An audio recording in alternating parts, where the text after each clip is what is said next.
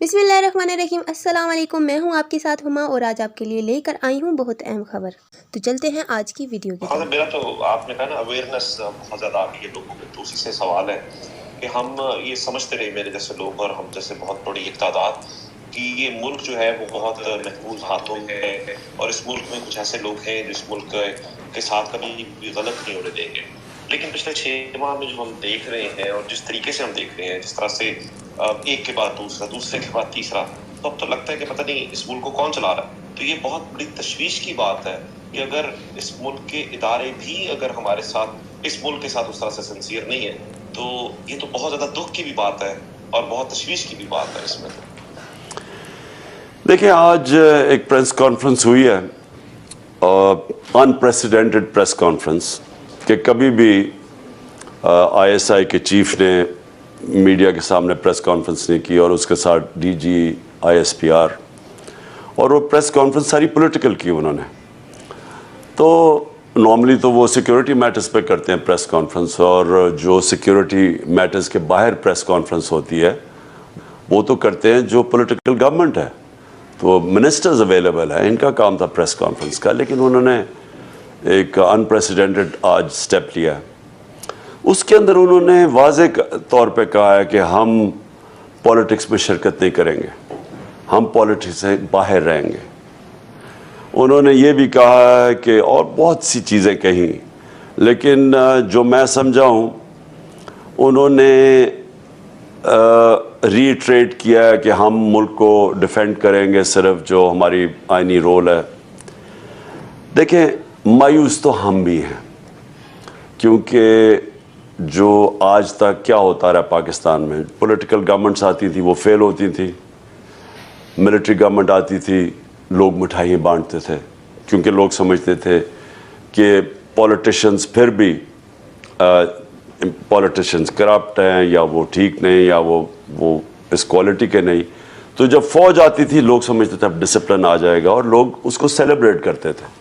तो ये अयूब खान के मार्शल लॉ में भी हुआ, ज़ियाउल हक के मार्शल लॉ में डिवाइडेड थी मुल्क, आधी पीपल्स पार्टी के साथ थे और आधे फिर ज़ियाउल हक के साथ, जो कि जिसको राइट और लेफ़्ट की पॉलिटिक्स कहते हैं।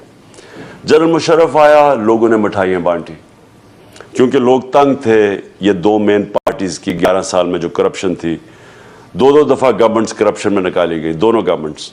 तो लोग जनरल मुशर्रफ को एक देखते थे कि ऐसे कोई सेवियर कि वो अब आके ये करप्शन ख़त्म करेंगे और मुल्क का निज़ाम ठीक करेंगे।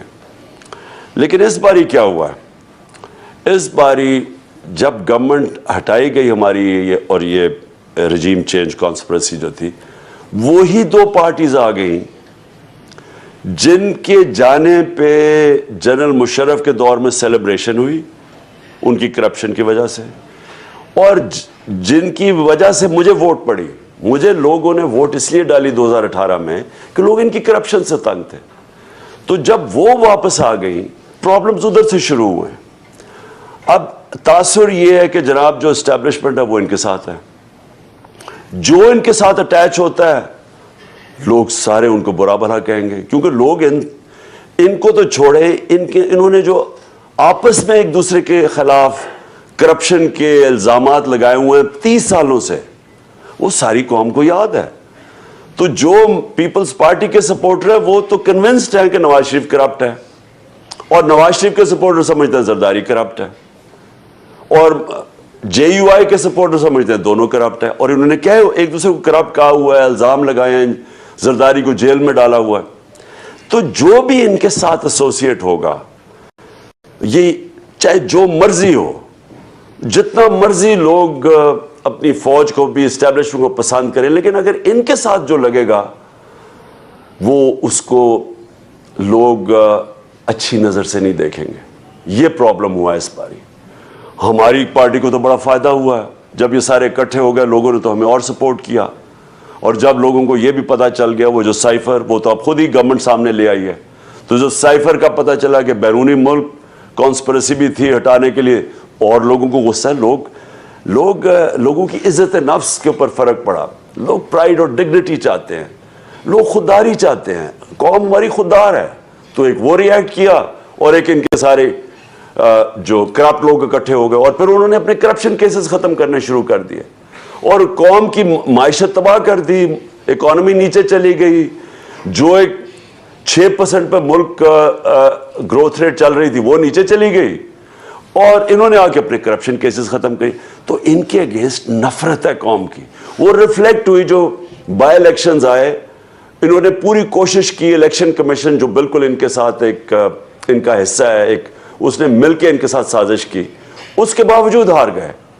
तो इस वक्त स्टेज ये है कि इस्टेब्लिशमेंट का सिर्फ एक रोल अवाम देखना चाहती है कि वो इस मुल्क में free and fair election facilitate करें, क्योंकि पावर तो उनके पास है। पावर ब्रोकर बन के एक फैसिलिटेट करें फ्री एंड फेयर इलेक्शन, जो एक ही हल है मुल्क को इस अजाब से जो दलदल में घुस रहा है मुल्क उससे निकालने के लिए। क्योंकि खुद ही शहबाज शरीफ कह रहा है अब हमारे पास तो पैसे नहीं कर्जों की किस्तें देने पे, वो अब खुद हाथ खड़े कर रहे हैं कि जी हम तो दुनिया इमदाद करें, हमारे पास यानी मुल्क एक डिफॉल्ट की तरफ जा रहा है।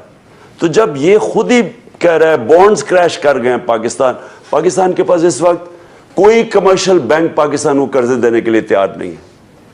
तो इस वक्त एक क्राइसिस सिचुएशन है। इससे निकलने के लिए लोग एक्सपेक्ट करते हैं कि जो एस्टेब्लिशमेंट है फ्री एंड फेयर इलेक्शन करवाए। वो क्यों करवाए? क्योंकि उससे पॉलिटिकल स्टेबिलिटी आएगी, पॉलिटिकल स्टेबिलिटी आएगी और उसके बाद फिर इकोनॉमिक स्टेबिलिटी होगी।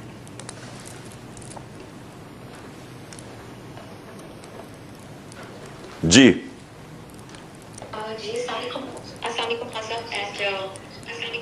मेरा क्वेश्चन तो नहीं है, बेसिकली मेरी आपसे एक रिक्वेस्ट है। सबसे पहले तो मैंने ये कहना था कि इंशाल्लाह हम सबको ओवरसीज पाकिस्तानीज को ये हमें पूरी उम्मीद है हम कि ये लॉन्ग मार्च भी कामयाब होगा, आप कामयाब होंगे इंशाल्लाह, और ये पाकिस्तान की कामयाबी है इंशाल्लाह। मेरी आपसे रिक्वेस्ट है on behalf of British Pakistanis, मैं यहाँ यूके में हूँ, कि जैसे ही आपका लॉन्ग मार्च कामयाब होता है इंशाल्लाह, आपने प्लीज़ एक दफ़ा लंदन आना है।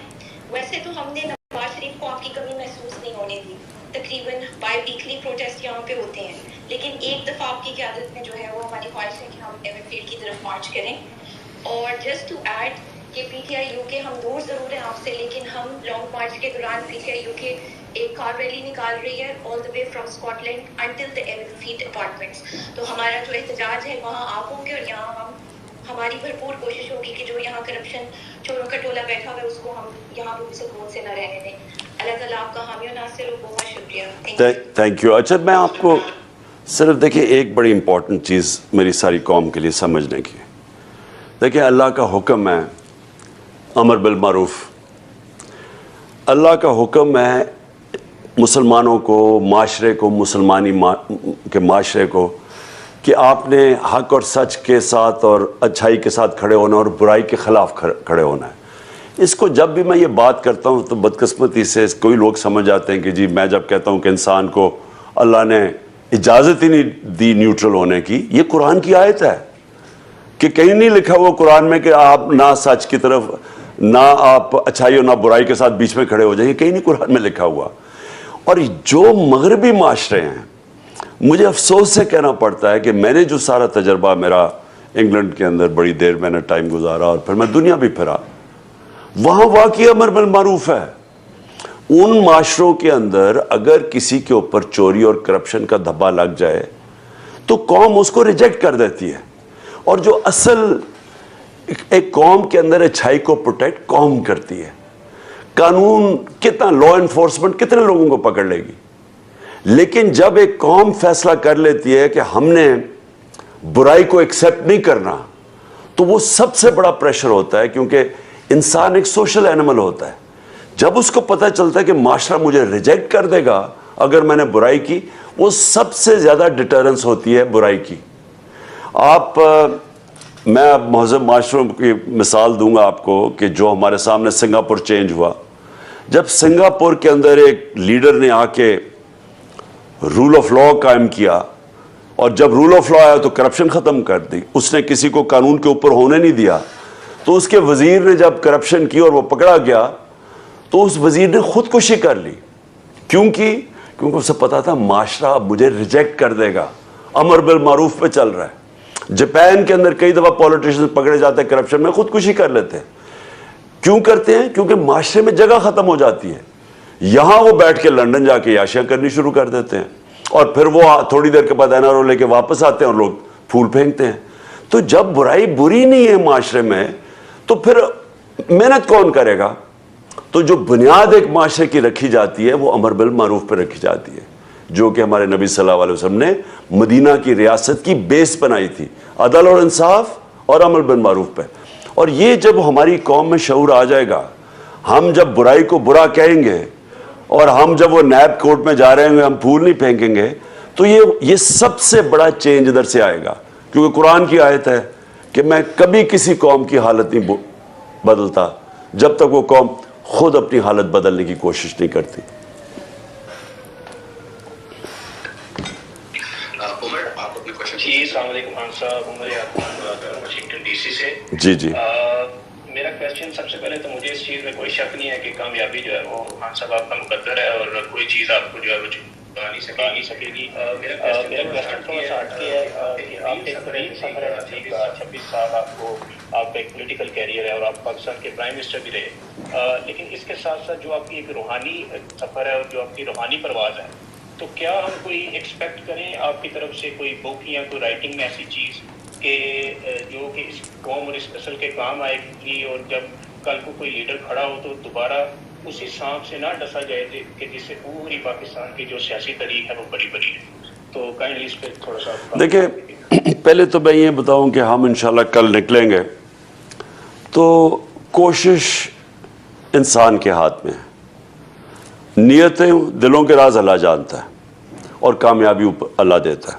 تو پہلے تو یہ مجھے جب لوگ کہتے ہیں نا کہ کیا آپ جب نکلیں گے آپ کامیاب ہو جائیں گے, کامیابی تو اللہ کے ہاتھ میں ہے, کوشش میرے ہاتھ میں ہے, کوشش میں پوری کروں گا. اور یہ ہم نے جتنا بھی تجربہ پروٹیسٹ مارچز سے سیکھا ہے, دھرنوں سے سیکھا ہے, وہ سارا تجربہ ہم اس مارچ کے اوپر ہم نے استعمال کیا. اور انشاءاللہ مجھے پوری امید ہے کہ قوم کے اندر جو میں شعور دیکھ رہا ہوں, میں سمجھتا ہوں کہ اس ملک کی تاریخ میں کبھی اتنی زیادہ پبلک ایک مارچ کے لیے نہیں نکلے گئی. اب آپ نے جو دوسری بات کی روحانیت کی, دیکھیں انسان جو ہے نا وہ سارا وقت جب سے وہ پیدا ہوتا ہے, وہ اللہ نے ہمیں نماز کا کیوں کہا ہوا کہ نماز پڑھو. نماز میں انسان سارا وقت ایک ہی چیز مانگتا ہے, اللہ وہ سیدھا راستہ دکھا جس پہ تو نے نعمتیں بخشی. نماز میں صرف آپ اللہ سے یہ مانگتے ہیں. تو جب آپ اس سفر پہ نکلتے ہیں, یہ سیدھے راستے کے سفر پہ, یہ یاد رکھیں یہ ایک ڈائنامک پروسیس ہے. جو آپ روحانیت کی بات کرتے ہیں اس کے درجے ہیں. تو ہم اصل میں راستہ کس کا مانگ رہے ہیں؟ ہم اپنے نبی صلی اللہ علیہ وسلم کا راستہ مانگ رہے ہیں اللہ سے, جو اللہ حکم ہمیں کرتا ہے کہ ان کے راستے پہ چلو, ان کی سنت پہ چلو.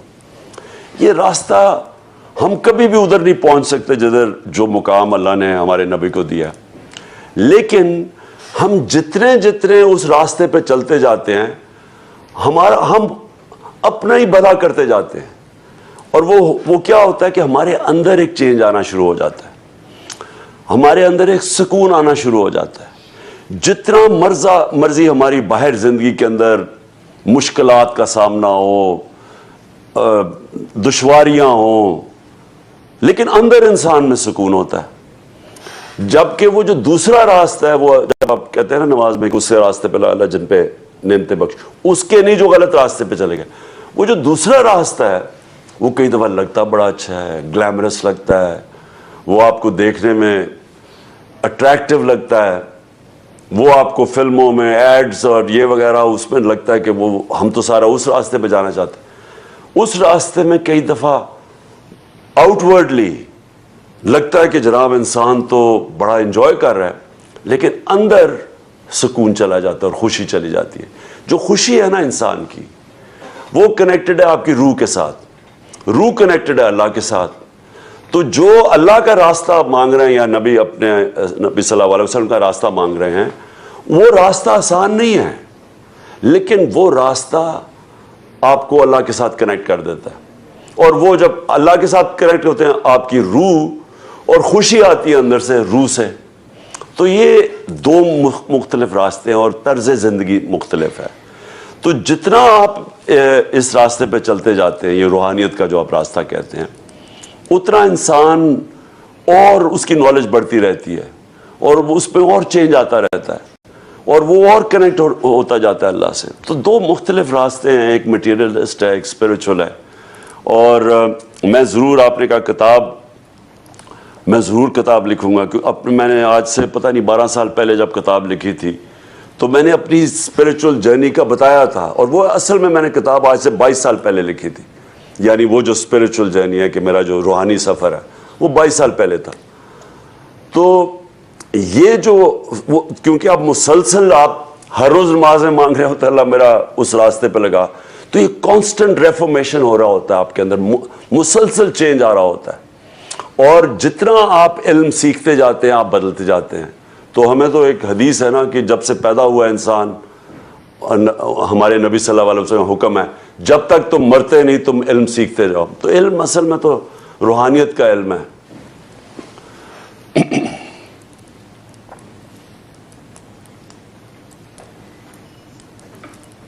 کوشچن پوچھ سکتے ہیں, اور سلطان صاحب یہ ہمارے راک اسٹار ہیں ٹویٹر کے, پلیز. السلام علیکم.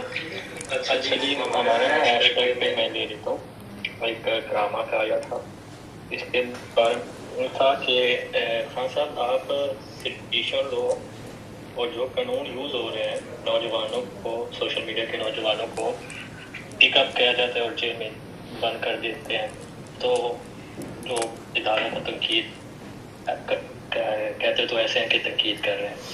تو آپ جب گورنمنٹ میں انشاءاللہ تو میجورٹی کے ساتھ آئیں گے, تو اس کے بارے میں کیا کریں گے؟ دیکھیے, میں آپ کو ایک بات بتاؤں,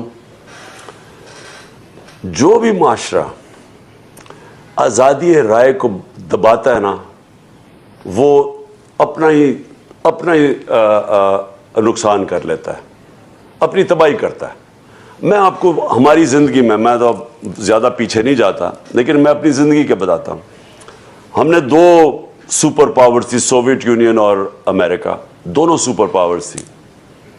ایک آگے نکل گئی, دوسری پیچھے رہ گئی, کیونکہ سوویت یونین کے اندر انہوں نے کرش کر دیا جو آزادی رائے, فریڈم آف ایکسپریشن ہے, انہوں نے وہ کرش کر دیا.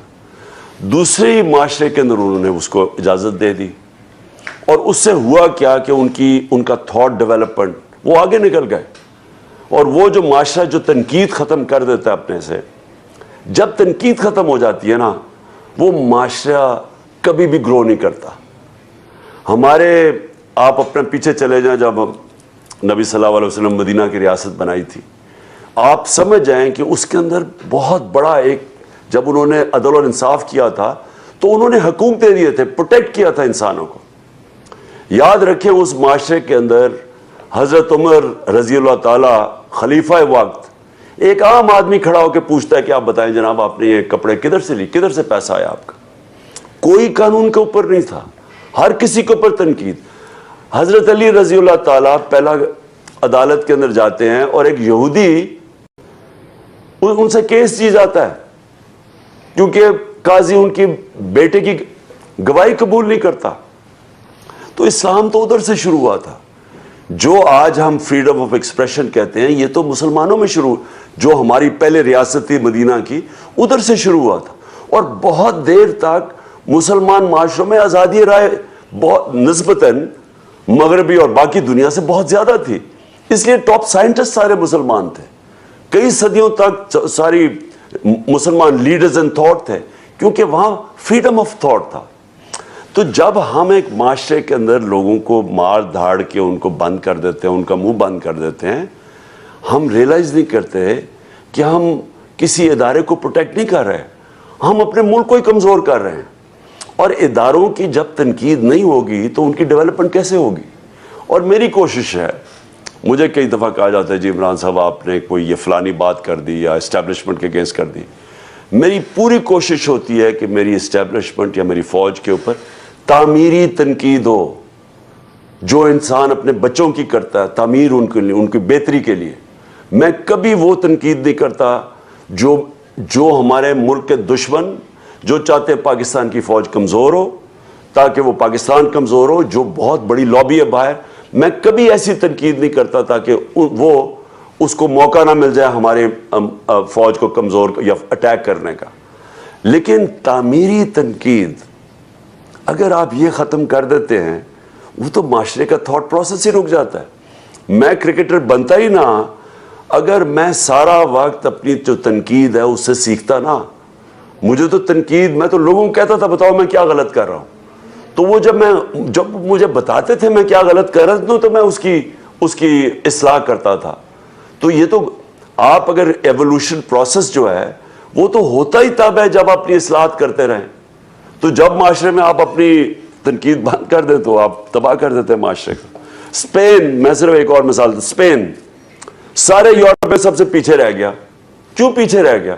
کیونکہ یورپ کے اندر ڈیموکریسی آ گئی, آزادی رائے, فریڈم آف ایکسپریشن. اسپین کے اندر ڈکٹیٹرشپ آ گئی, وہ ڈکٹیٹرشپ میں آزادی رائے بند کر دی, وہ پیچھے رہ گیا. ابھی بھی دیکھ لیں اسپین سارے Europe, western Europe, Germany, Japan, France وغیرہ سے پیچھے نکل گیا. سوری, جرمنی, فرانس, بیلجیم, یہ ان سے پیچھے رہ گیا. آسٹریا, جتنی بہتر جمہوریت, آزادی رائے, میریٹوکریسی, وہ معاشرہ آگے نکل جاتا ہے.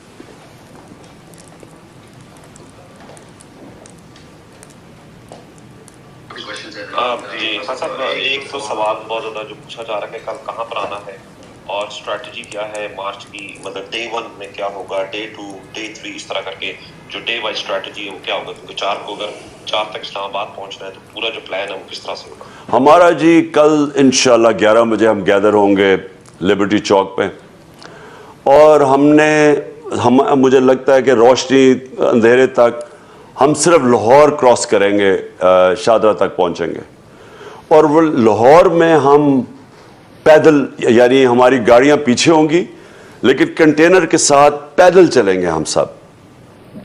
یعنی میرے سے تو خیر نہیں چل تو میں لوں گا, لیکن وہ کیونکہ کراؤڈ بہت زیادہ ہوگا تو کراؤڈ سارا پیدل اس کے ساتھ ساتھ چلے گا ہمارے کنٹینر کے ساتھ. مطلب یہ کہ لاہور کو ہم کور کریں گے بائی فٹ, گاڑیاں اس سے پیچھے ہوں گی. پھر جب ہم شادرہ جائیں گے پھر بھی پیدل زیادہ ہوگا, ساتھ پھر کئی جگہ گاڑیاں ہوں گی جب ڈسٹنسز, یعنی جدھر آبادی نہیں ہوگی. تو ہم نے یہ دونوں چیزوں, یہ بڑی مختلف قسم کی مارچ ہے. یہ گاڑیوں کے اندر بھی کور ہوگی, اس میں جدھر آبادی ہوگی ہم وہ پیدل اس میں سے نکلیں گے, کنٹینر کے ساتھ واک کریں گے. اور ہمارا پلان یہ ہے کہ ہم انشاءاللہ فرائیڈے تک پہنچ جائیں گے پنڈی.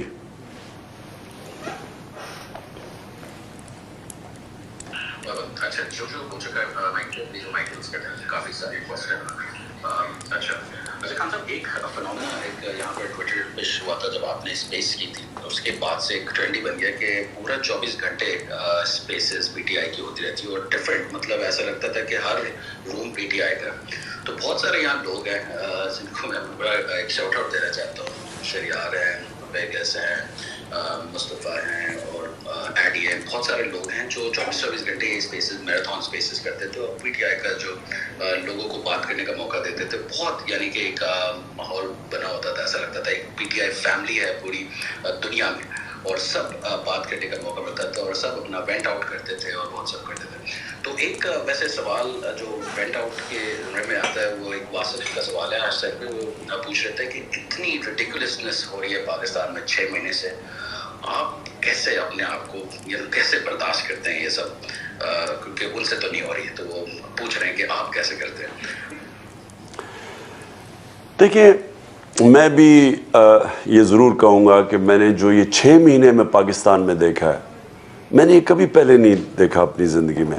میں جانتا تو نہیں ایوب خان کے زمانے میں کتنی سختی ہوئی ہوگی, لیکن مجھے پوری طرح اندازہ نہیں ہے. میں تب 60s میں اسکول میں تھا, سختی تو تھی تب, لیکن جو یہ 6 مہینے میں سختی ہوئی ہے وہ تو مارشل لاء تھے نا.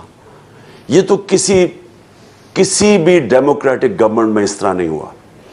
اور جو میں نے جنرل مشرف کے دور میں, کیونکہ میں اپوزیشن میں تھا, بلکہ مجھے جیل میں بھی ڈالا چند دن, میں نے تب بھی کبھی اس طرح کی سختی نہیں دیکھی جو اس دور میں ہوئی ہے, بلکہ میں نے کبھی ایسے نہیں دیکھا. میں نے اپنی زندگی میں اس طرح کی سختی جو انہوں نے ڈرانا دھمکانا مارنا ننگے کر کے.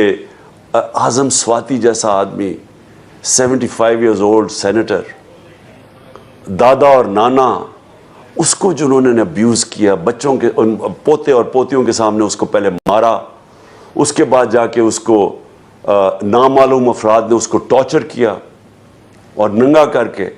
میں نے کبھی اس طرح کی چیزیں نہیں دیکھی. اس سے پہلے شہباز گل کو انہوں نے اسی طرح ننگا کر کے اس کو ٹارچر کیا, اور وہ ایسی چیزیں تھیں جو ہائی لائٹ بھی نہ ہوتی اگر یہ نہ کرتے.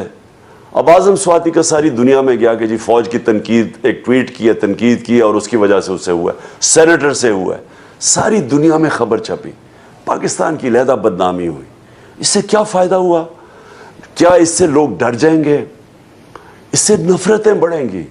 اور یہ جو چیزیں ہم کر رہے ہیں, یہ مجھے افسوس سے کہنا پڑتا ہے کہ یہ ہمارے ملک کو پیچھے دھکیل رہی ہیں, یہ نقصان پہنچا رہی ہیں ہمارے ملک کو. اس طرح کی چیزوں سے کبھی ملک میں کسی ادارے کی رسپیکٹ نہیں ہوتی. رسپیکٹ ادارہ کرواتا ہے اپنی پرفارمنس سے, اپنی مثلا عدالتیں ہیں, ججز ہیں, ججز کبھی بھی کنٹیمپٹ سے اپنی رسپیکٹ نہیں کروا بیٹھے. ججز اپنی ججمنٹ سے رسپیکٹ کرواتے ہیں. لوگ تب ان کی رسپیکٹ کرتے ہیں.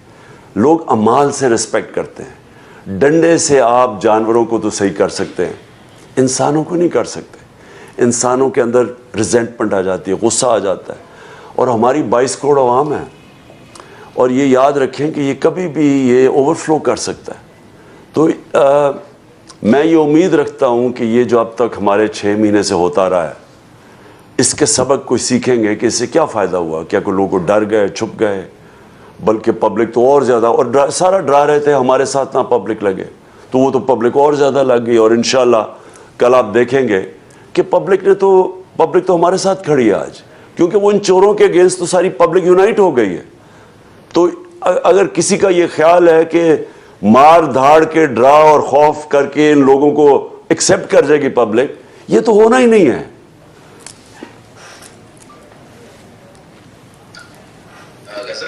جی السلام علیکم خان صاحب.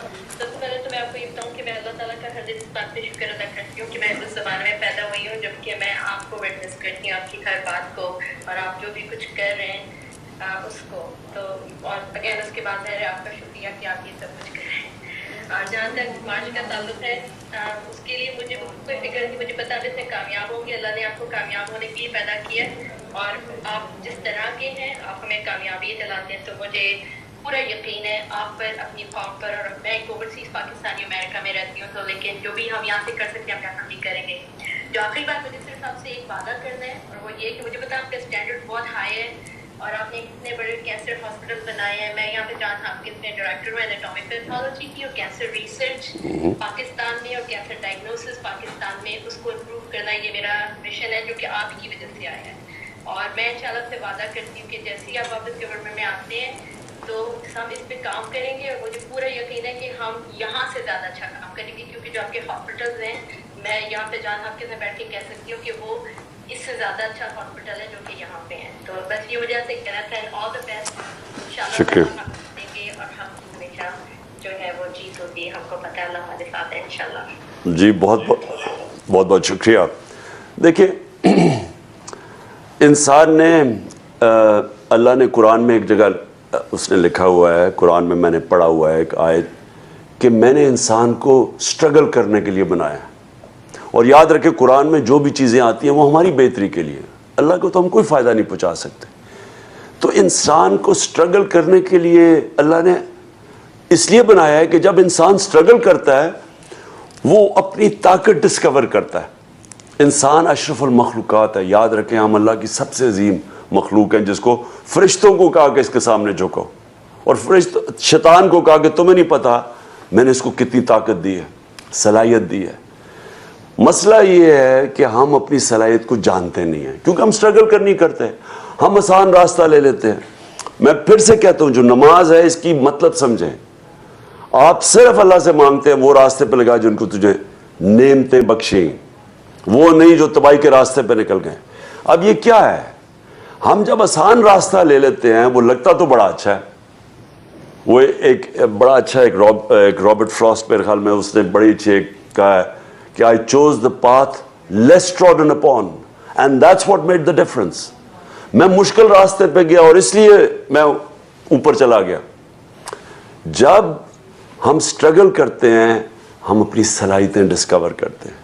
تو میرے سے ٹیلنٹڈ زیادہ انٹیلیجنٹ لوگ میں ساری زندگی دیکھا ہوں, لیکن میرے میں جو کوالٹی باقیوں سے زیادہ تھی, میں سٹرگل کرتا تھا, ہار نہیں مانتا تھا, برے وقت سے سیکھتا تھا. یہ جو 6 مہینے ہیں یہ بڑے مشکل 6 مہینے گزرے ہیں. لوگوں نے سمجھا میں چپ کر کے گھر بیٹھ جاؤں گا, گورنمنٹ گرا دی اور میں یہ چوروں کو ایکسیپٹ کر جاؤں گا. میں تو ان کے خلاف 26 سال سے جہاد کر رہا ہوں.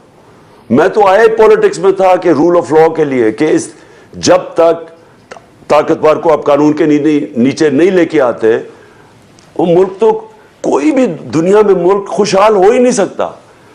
انصاف جو ہے وہ بنیاد ہے ایک ملک کی جو خوشحالی لے کے آتا ہے. آپ اگر معاشرے میں انصاف نہیں لے کے آئیں گے, میننگ انصاف کیا مطلب کہ قانون کے نیچے سب کو نہیں لے کے آئیں گے جو امریکہ میں ہے, جو یورپ میں ہے. وہ کیوں معاشرے آگے نکل گئے ہیں؟ کیونکہ ان کے رول آف لا ہے. وہاں طاقتور قبضے نہیں کر سکتا, وہاں طاقتور قانون نہیں توڑ سکتا. ان کے قانون ان کو سب کو پروٹیکٹ کرتے ہیں عام کمزور آدمی کو طاقتور سے. اس لیے وہ معاشرے آگے نکل گئے ہیں. اس لیے مدینہ کی ریاست ایک دم ورلڈ لیڈرز انہوں نے پروڈیوس کر دیا اور دنیا کی امامت کی ان لوگوں نے جن کی حیثیت کوئی نہیں تھی, کیونکہ سب سے پہلے رول آف لا قائم کیا تھا. تو ہماری سٹرگل ہے رول آف لا کے لیے, اور یہ جب تک ہم یہ سٹرگل میں کامیاب نہیں ہوں گے, اتنی زیادہ نعمتیں اللہ نے پاکستان کو دی, ہم کامیاب نہیں ہو سکتے. اور آپ نے ابھی جو بات کی آخر میں, دیکھیں ہمارے ملک کے اندر جب آپ جیسے لوگ جنہوں نے باہر جا کے اچھی یونیورسٹیز کالجز میں پڑھ کے آپ نے نالج گین کی, آپ نے ہنر گین کیا, سکلز سیکھے آپ نے, جب تک آپ جیسے لوگ اس ملک میں واپس نہیں آئیں گے اور پھر سٹرگل کریں گے آگے, یہ نہیں کہ آسان زندگی ایکسیپٹ کریں. وہ بڑی آسان زندگی ہے. میں ساری زندگی کرکٹ کھیل کے, جو اللہ نے مجھے کرکٹ کا مقام دیا تھا, مجھے تو کوئی کام کرنے کی ضرورت ہی نہیں تھی. میں تو کرکٹ کے اوپر تبصرے کرتا رہتا, اور جو جدھر مقام تھا مجھے تو کچھ ہاتھ اٹھانے کی ضرورت نہیں تھی. لیکن میری زندگی ختم ہو جانی تھی وہاں, کیونکہ سٹرگل ختم ہو جانی تھی. تو آپ کے لیے میں سارے جتنے اوورسیز پاکستانیز ہیں, میں سب کو کہوں گا کہ آپ نے اپنا ہنر سیکھ لیا, پروفیشن سیکھ لیا, لیکن یہاں آ کے اس ملک کو آپ کی ضرورت ہے. جب آپ یہاں محنت کریں گے, اور میں ہمیشہ سمجھتا ہوں کہ جب ہم اپنے اوورسیز پاکستانیز کا سکلز, ان کے پروفیشنز, ان کی اسپیشلٹی وہ پاکستان میں لائیں گے, اور ان کی انویسٹمنٹ پاکستان میں آئے گی, ہمیں کسی کی ضرورت نہیں پڑے گی IMF یا کسی اور ملک کی. یہ تب ملک اٹھے گا. جی علی ہیش ٹیگ سیکشنز لے کے آپ کو جو آ گیا. ایکچولی ایک تو چیز نہیں ہے, ریکویسٹ کا کاؤنٹر نمبر 167 پہ اسٹک کر گیا, اور کچھ لوگ کہہ رہے ہیں کہ اسپیس پہ آنے میں بھی تھوڑا مشکل ہو رہا ہے. تو علی جو ہیش ٹیگ پہ کویشچن ہے وہ پھر پلیز لیں. نہیں ایکچولی میرے پاس ایک وائس نوٹ ہے ڈاکٹر محبوش اورنگزیب صاحبہ کا, جو ہماری ٹیم کی ممبر نہیں ہے, تو میں وہ پلے کرنا چاہتا ہوں خان صاحب کے لیے. Here we go. السلام علیکم خان صاحب. I do not have a question. I took a day off from work today تاکہ میں آپ کو آج صرف آپ کو یہ بات پہنچانی تھی. My mother used to pray for you. جب آپ سیاست یافتہ کریئر لانچ پہ تھا اس وقت میری ماں دعا کیا کرتی تھی آپ کے لیے کہ اللہ اس کو پاکستان کا سربراہ بنا. آپ کی کامیابی کے لیے موکلی آخری تک آپ کی کامیابی کے لیے دعا کرتی رہی.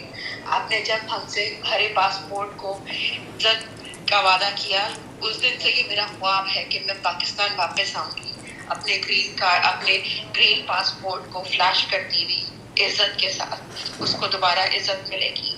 میرا دن سٹارٹ ہوتا ہے, ہر روز میرا سٹارٹ ہوتا ہے آپ کی جان کا صدقہ دیتے ہوئے.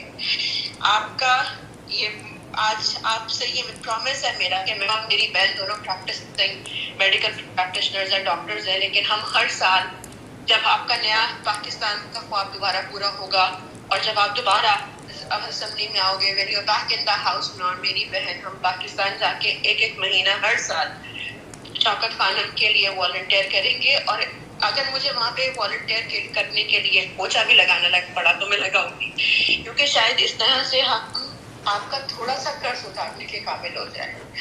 ہماری دعائیں ہیں آپ کی سکسیس کے لیے. بس اللہ آپ کو سلامت رکھے پاکستان کے سب پہ. بہت بہت شکریہ جی، بہت شکریہ. دیکھیں، پہلے تو سب کو ایک چیز سمجھ آنی چاہیے. سارا وقت لوگ فکر کرتے ہیں کہ عمران صاحب آپ کو کچھ ہو جائے گا، یہ آپ کی جان کو خطرہ ہے یا فلانا. دیکھیں، ایمان رکھیں اللہ میں. اللہ نے فیصلہ کرنا ہے جب آپ نے اس دنیا سے جانا ہے. کوئی اس فیصلے کو بدل نہیں سکتا. جب آپ کا یہ ایمان ہو جاتا ہے اور پھر ہاں اللہ ہمیں کہتا ہے صدقہ دو، دعا کرو، ہم محنت کرتے ہیں، ہم کوشش کرتے ہیں، ہم اللہ سے دعا کرتے ہیں، لیکن آخر میں پھر ہم اس پہ چھوڑ دیتے ہیں سب کچھ. ہم محنت کر کے، اپنی کوشش کر کے کتنا ہم اپنا دھیان رکھ سکتے ہیں، ہم اللہ پہ چھوڑ دیتے ہیں. اور یاد رکھیں کہ یہ انسان کی آزادی ہے. جو صحیح آزادی ہے انسان کی، وہ تب جب اس کو ایمان اللہ دے دیتا ہے. میں اپنے بچوں کو کہتا ہوں کہ سب سے بڑا جو اللہ کا تحفہ ہے انسان کو، وہ ایمان ہے. ایمان آپ کو آزاد کر دیتا ہے ہر چیز سے، سوچ سے، فکر سے، گھبراہٹ سے. مر جاؤں گا، میری نوکری چلی جائے گی، مجھے کوئی ذلیل کر دے گا، اس سے آپ آزاد ہو جاتے ہیں. اور پرواز صرف آزاد انسان کے اوپر ہوتی ہے، غلام اوپر نہیں پرواز کر سکتے. میں اپنے بڑی کوشش کی جب میں وہ رحمۃ اللہ علیہ عالمین اتھارٹی بنائی کہ میرے جو یوتھ ہے ان کو سیرت نبی پڑھائی جائے. وہ کیا چیز تھی کہ وہ انسان ٹرانسفارم ہو گئے تھے. یہ تو ہسٹوریکل فیکٹ ہے کہ 622 اور 632 کے بیچ میں انسان بدل گئے تھے، اور وہ لوگوں نے دنیا کی لیڈرشپ سنبھال لی. وہ چینج ہوئے تھے لوگ. وہ فکری انقلاب تھا. اور لوگ اس لیے کہ وہ جو اقبال اپنی شاہین کہتا ہے، شاہین کی پرواز تو اوپر ہی تب ہوتی ہے جب وہ آزاد ہو. زنجیریں ہو، وہ کیسے پرواز کر سکتا ہے؟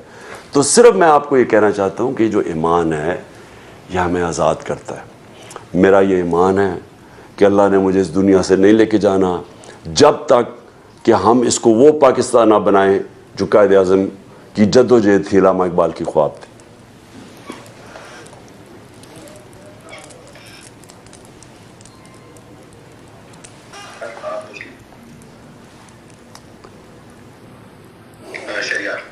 کوشچن پوچھ لیں. اچھا، آخری 10 منٹ رہ گئے تو پلیز سوال چھوٹے رکھیں. ایک سوال. جی السلام علیکم کپتان. میں سب سے پہلے ایز اے پاکستانی آپ کا بہت بہت شکریہ ادا کرنا چاہتا ہوں، خراج تحسین پیش کرتا ہوں. آپ نے میری اور میرے بچوں کی آئیڈینٹی کے جس طریقے سے پروٹیکشن کے لیے کام کر رہے ہیں. ہمیں باہر اوورسیز پاکستانیز کو دہشت گرد کہنے لگے تھے لوگ، اور آپ نے جس انداز میں ہمارا کیس لڑا، جس انداز میں آپ نے جستجو کی، میں آپ کا شکریہ ادا کرتا ہوں. میں ایز اے مسلمان آپ کا شکریہ ادا کرنا چاہتا ہوں. ایز اے مسلمان جس طرح آپ نے ہمارے ایمان کو، ہمارے جذبات کو، ہمارے نبی پاک صلی اللہ علیہ وسلم سے محبت کو جس طرح آپ نے اجاگر کیا، آج تک کسی بھی لیڈر نے، ایٹ لیسٹ میرے لائف ٹائم میں کسی بھی مسلم امت کے لیڈر نے اس طرح اجاگر نہیں کیا تھا. میں آپ کا شکریہ ادا کرتا ہوں. میں بہت چھوٹا تھا، حماد اظہر کی ایج کا تھا، جب آپ نے کہا تھا کہ میرے ووٹر بڑے ہو رہے ہیں. کپتان، آپ کے ووٹر بڑے ہو گئے. اب ہم نے سوشل میڈیا پر، گلیوں میں، محلوں میں، شہروں میں ہر ایک کو عمران خان کا ایکو چیمبر بنا دیا.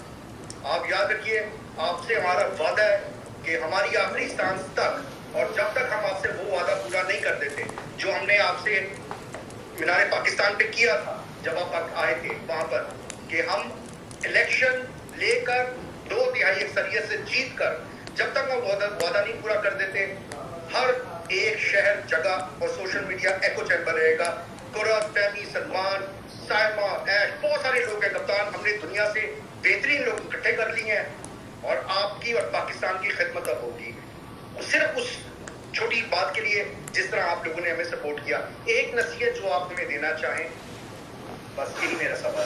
بہت بہت شکریہ. دیکھیں، میں آپ کو، میری ساری زندگی بلکہ زیادہ تر زندگی تو باہر گزری، ٹریولنگ میں گزری. میں 18 سال کی عمر میں پڑھنے پاکستان کرکٹ ٹیم کے ساتھ چلا گیا، پھر میں نے یونیورسٹی ایجوکیشن، پھر میں 20 سال تو میری زندگی آدھی انگلینڈ میں پروفیشنل کرکٹ کھیلتا تھا، آدھی پھر دنیا میں ٹور کرتا رہتا تھا. تو میرا ساری دنیا میں پھر کے میں نے جب فیصلہ کیا پالیٹکس میں آنے کا، کیونکہ مجھے تو کوئی پالیٹکس ایز اے پروفیشن کبھی اپیل کیا ہی نہیں ہے. میں تو کبھی کریئر پالیٹیشین کا سوچ بھی نہیں سکتا تھا. میں 2 وجہ سے آیا. ایک کہ اللہ نے میرے میں ایمان ڈال دیا، یہ میں پھر سے آپ کو کہتا ہوں یہ سب سے بڑا اس کا تحفہ ہے. تو جب ایمان آ گیا تو آپ کی جو زندگی کا سفر ہے نا، جو راستہ ہے وہ بدل جاتا ہے. وہ آپ اس سے پہلے اپنے لیے جی رہے ہوتے ہیں، سپورٹ سٹار ہے، میری اپنی زندگی ہے، یہ ہے وہ ہے، میں کیا انجوائے کرتا ہوں. یہ جب ایمان آ جاتا ہے تو آپ کے اوپر ذمہ داری آ جاتی ہے، کیونکہ اللہ ذمہ داری کہ میں جتنا تمہیں دیتا ہوں اتنی تمہارے اوپر ذمہ داری آ جاتی ہے کہ تم دوسروں کے لیے کیا کرتے ہو. تو ادھر سے آپ کا زندگی کا سفر بدل جاتا ہے اور دوسری طرف آپ نکل جاتے ہیں. تو آپ کے لیے بڑا امپورٹنٹ سمجھنا ہے کہ جب تک آپ یہ نہیں سمجھیں گے کہ ہمیں اللہ نے کسی مقصد کے لیے پیدا کیا. جانور بھی آ کے بچے پیدا کر کے کھا پی کے مار کے چلے جاتے ہیں. تو انسان تو ایک سمجھے کہ اللہ نے اس کو کتنا بڑا ایک ذمہ داری دی ہے اس دنیا میں بھیجنے کے لیے. وہ جب آپ ذمہ داری سمجھ جاتے ہیں، چینج آپ میں تب آنا شروع ہوتا ہے. آپ کی زندگی کا پرپس تب آنا شروع ہو جاتا ہے، آپ کا قبلہ تب درست ہو جاتا ہے. اور یہ یاد رکھنا کہ میں کبھی بھی پالیٹکس میں نہ آتا اگر مجھے پہلے ایمان نہ آیا ہوتا. اس کے بعد جو دوسری چیز ہے، میں جب کرکٹ کھیلتا تھا تو اور ہم نئے آزاد ہوئے تھے، جب میں چھوٹا تھا تو ہمیں آزادی، یعنی میں 5 سال کا تھا جب پاکستان بنا تھا، تو ہمیں تو چینج دیکھا نا پاکستان کو. تو ہمارے اندر ذہنی غلامی بہت تھی اور میں دیکھتا تھا ہمارے لوگ باہر جاتے تھے، انفیریورٹی کمپلیکس تھا، ہر پاسپورٹ کی عزت نہیں تھی، ہم سارے گھبراتے تھے. تو میں تب سے فیصلہ کیا تھا کہ یہ اس لیے ہے کہ کیونکہ ہم اپنی عزت نہیں کرتے. لوگ آپ کی تب عزت کرتے ہیں جب اپنی عزت کریں. میں نے ریئلائز کیا ہم اپنی عزت ہی نہیں کرتے تھے. میں ایچ کالج کے لڑکوں کے ساتھ جب ملتا تھا کبھی انگلینڈ کے اندر، تو پہلی چیز ہوتی تھی، اور میں بات کر رہا ہوں آج سے 50 سال پہلے کی، کہ جی ہمیں ادھر لے کے جاؤ جدھر پاکستانی نہیں ہے. پاکستانی ہوتے ہوئے شرم آتی تھی. اور سب سے بڑا کمپلیمنٹ کیا ہوتا تھا، آج میں ادھر تھا تو اس نے مجھے اٹیلین کہہ دیا، تم اٹیلین لگ رہے ہو، تم اسپینش لگ رہے ہو. تو جب آپ کو اپنے آپ سے شرم آئے تو دنیا تو آپ کی عزت نہیں کرنے لگی. تو یہ جو آئیڈینٹی ہے یہ بہت بڑی چیز ہے. آپ جب اپنی شلوار قمیض پہنتے ہیں جو آپ کے 95% لوگ پہنتے ہیں، تو آپ آئیڈینٹیفائی کرتے ہیں اپنی قوم کے ساتھ. جب آپ اپنے آپ کو ان سے ریموو کر دیتے ہیں اور آپ کسی اور کلچر کا غلام بن جاتے ہیں، تو آپ ریئلائز نہیں کرتے کہ صرف اپنے کپڑے ان کے کلچر کے نہیں پہنے، پھر آپ اس کے فیشن کے بھی غلام ہو گئے، پھر ان کے طور طریقوں کے بھی غلام ہو گئے. اور بیسکلی آپ ایکسیپٹ کیا کر جاتے ہیں کہ وہ ہمارے سے سپیریئر ہیں. اس آپ انفیریئر کے تو نہیں کپڑے پہنیں گے نا، آپ سپیریئر کے پہنیں گے، جو آپ سے بہتر ہے اسی کو فالو کریں گے. یہ کلونیلزم کا، یہ ہمیں ہینگ اپ ہے کلونیلزم کا. تو خوددار قومیں یاد رکھنا وہی اوپر جاتی ہیں. اور علامہ اقبال کی اگر آپ شاعری سمجھ جائیں تو وہ ایک غلام ہندوستان میں لوگوں کو آزادی کی طرف لے کے جا رہے تھے. جی خان صاحب، ایک کوشچن ہے، ایک تھوڑا سا کوشچن ہے ارسلان بلوچ کا. وہ پوچھ رہے ہیں کہ جیسے ہی آپ کو گرفتار کرنے پولیس آتی ہے یا کوئی بہت مشکل مومنٹ آتا ہے، تو آپ ہمیں ریلیکس کرنے کے لیے جب انٹرویوز دیتے ہیں یا آپ کی وہ پکچرز ہوتی ہیں جس میں آپ اپنے ڈاگ کو کھانا کھلا رہے ہوتے ہیں یا کچھ، تو وہ ہمیں ریلیکس کرنے کے لیے کرتے ہیں، کیونکہ قوم تو بہت ریڈی ہوتی ہے کہ ان پہ پڑ جائے، لیکن آپ یہ ہمیں ایک میسج دینے کے لیے کرتے ہیں کہ پلیز میں ریلیکس ہوں، آپ بھی ریلیکس ہوئے. تو یہ ایک سوال تھا ارسلان بلوچ. دیکھیں ایسا نہیں ہے. دیکھیں کیا ہو جائے گا جیل میں چلے جاؤ، کیا ہوگا؟ میں اصل میں اتنا بزی رہا ہوں، پہلے 3.5 سال گورنمنٹ میں، اور اس کے بعد یہ جو 6 مہینے میرے تو مسلسل ایک پتہ نہیں کتنے، میں نے 55 سے زیادہ جلسے کر لیے، اور میں تو آن دا روڈ رہا ہوں.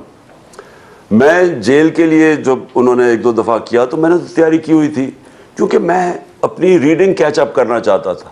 کافی کتابیں ہیں جو میں نے پڑھی نہیں ہے, موقع ہی نہیں ملتا پڑھنے کے لیے, تو میں مینٹلی پریپیئرڈ ہوتا ہوں, کیونکہ وہ بھی اپرچونٹی ہوتی ہے کہ چلے ٹھیک ہے میں تھوڑی اپنی ریڈنگ کیچ اپ کر لوں. لیکن دیکھیں جو خوف ہے نا سب کے لیے, دیکھیں یہ بہت بڑا بت ہے. میں کرکٹ کے اندر جب میں دیکھتا تھا, میرے ساتھ کھلاڑی تھے میرے سے زیادہ ٹیلنٹڈ تھے, کوئی فاسٹ بولر سے ڈرتا تھا اس لیے وہ اپنے پوٹینشیل پہ نہیں پہنچ سکا, کوئی ہارنے سے ڈرتا تھا, کوئی جب بڑا میچ ہوتا تھا 50-60 ہزار لوگ گراؤنڈ میں بیٹھے ہوئے ہیں فیل ہونے سے ڈرتا تھا. جو خوف ہے نا, یہ یاد رکھیں, یہ انسان ہیومن پوٹینشیل کو آپ پورا نہیں پہنچ سکتے, یہ روکتا ہے آپ کو. اور اسی لیے قرآن کی آیت ہے کہ جو لوگ ایمان لے آئیں میں ان کے خوف دور کر دیتا ہوں. اور یہ خوف جب آپ کے ختم ہوتے ہیں تو آپ کا پوٹینشیل ریلیز ہو جاتا ہے. تو میرے میں خوف نہیں ہے, خوف ہے بھی تو ان کو میں نے قابو کیا ہوا ہے. ایک وقت صرف مجھے جب وہ ایک وقت پکڑنے کا ان کا پلان تھا آنے کا, تو میں سوچ رہا تھا, میں نے کہا یہ تھوڑا سا ذرا موسم ان میں گرمی بہت زیادہ تھی, تو میں سوچ رہا تھا کہ جیل میں یہ گرمی ہوگی, لیکن اب تو ماشاءاللہ موسم بھی ٹھیک ہے, تو اب تو مجھے اور بھی کوئی فکر نہیں ہے. لیکن دیکھیں زندگی میں یہ چیز نکال لیں, جب آپ ایک مقصد کے پیچھے جاتے ہیں, تو میں جب جاتا ہوں تو میں پھر یہ نہیں سوچتا کہ میں جیل میں جاؤں گا, یہ میں سوچتا ہوں کہ میں اپنی جب تک زندہ ہوں میں اس کے پیچھے جاؤں گا. اور کامیابی انسان تب ہوتا ہے. Jibran last question. اچھا خاصا بس جی کہ جب یہ پریس کانفرنس آج ہو رہی تھی تو وی ٹرسٹ عمران خان پہ ساختہ طور پہ یہ ٹرینڈ کر رہا تھا, تو آپ فکر نہ کریں, آپ کبھی نہ گھبرائیں, آپ ساتھ کبھی یہ پبلک نہیں چھوڑے گی. آپ پلیز یہ اتنا بھروسہ ہم سب پہ ضرور رکھیے گا. خان صاحب, علی over to you. بس خان صاحب یہ آخری دو سوال ہیں. ایک تو یہ سوال ہے بہت زیادہ جو پوچھا جا رہا ہے کہ مارچ میں بہت لوگ جو ہیں وہ آنا چاہ رہے ہیں لیکن پارٹی نے ٹرانسپورٹ کا اتنا ارینج نہیں کیا ہوا, تو کیا آپ بہت زیادہ ریلائی کریں کہ لوگ خود بخود ٹرانسپورٹ اپنی ٹرانسپورٹ پہ آ جائیں گے؟ تو یہ ایک سوال ہے, اور اس کے بعد میں ایک اور آخری سوال اور اس کے بعد کلوز دا اسپیس. دیکھیں ٹرانسپورٹ کے ہی تو ہماری پارٹی کے ممبرز آرگنائز کر رہے ہیں, لیکن زیادہ تر لوگ اپنی ٹرانسپورٹ پہ بھی آئیں گے, اور لوگ پول ان کر رہے ہیں. ہمارے ورکرز ہیں کہیں وہ ہر جگہ سے پول ان کر رہے ہیں کہ پیسہ ٹرانسپورٹ لے کے آئیں. پارٹی اتنا زیادہ پیسہ کہاں خرچ کر سکتی ہے؟ ویسے میں فنڈ ریزنگ کرنے لگا, میں پیسے اکٹھے کروں گا اس کے لیے بھی اپنا جو مارچ کے لیے, لیکن پھر بھی اتنے زیادہ تو جتنی پبلک آنی ہے اس کے لیے تو ہم پیسے نہیں اکٹھے کر سکتے سب کی ٹرانسپورٹ کے لیے. تو ہم اسیوم کر رہے ہیں کہ ہم اپنے ورکرز کے لیے تو کریں گے تھوڑی, لیکن لوگ بھی اس کے لیے موٹیویٹڈ جو ہوں گے وہ کوشش کریں گے آنے کی. چلیں خان صاحب, بس آخری سوال یہ ہے, دوبارہ مارچ کے بارے میں بتا دیں کہ کل شروع ہوگا, رات کو کہاں پر رکیں گے, اگلے دن کیسے شروع کریں گے, اور کل کے حوالے سے میسج ہو تو وہ آپ پلیز دیں. دیکھیں 11 بجے لبرٹی سے شروع ہوگی ہماری مارچ انشاءاللہ, اور وہ زیادہ تر گاڑیاں ہم پیچھے رکھیں گے, زیادہ تر وہ لاہور کے تھرو پیدل نکلیں گے سب, یعنی ہماری جو لوگ ہوں گے وہ سامنے کنٹینر کے ساتھ اور پیچھے پیدل لوگ جا رہے ہوں گے. اور ہم سوچ رہے ہیں کہ ہم شام تک لاہور کور کر لیں گے, پھر اگلے دن شاہدرہ سے شروع ہوں گے, اور وہ پھر ڈپینڈ کرتا ہے کیا سپیڈ ہے ہماری. تو جو بھی وہ سپیڈ ہوگی وہ تو خیر سارا وقت کورڈ ہوگی, ہمارا سوشل میڈیا کور کر رہا ہوگا, تو پتہ چلتا جائے گا ہم کدھر پہنچے ہیں. جدھر بھی پہنچیں گے رات ادھر گزاریں گے, اور پھر وہاں سے آرام سے رات کو سو کے پھر اگلے دن پھر نکلیں گے. تو میں اینٹیسپیٹ کر رہا ہوں کہ ہم 7 دنوں میں انشاءاللہ پنڈی پہنچیں گے, یہ ہماری ہے. اور یہ سپیڈ پہ ڈپینڈ کرتا ہے کہ ہم کدھر کدھر رکتے جائیں گے.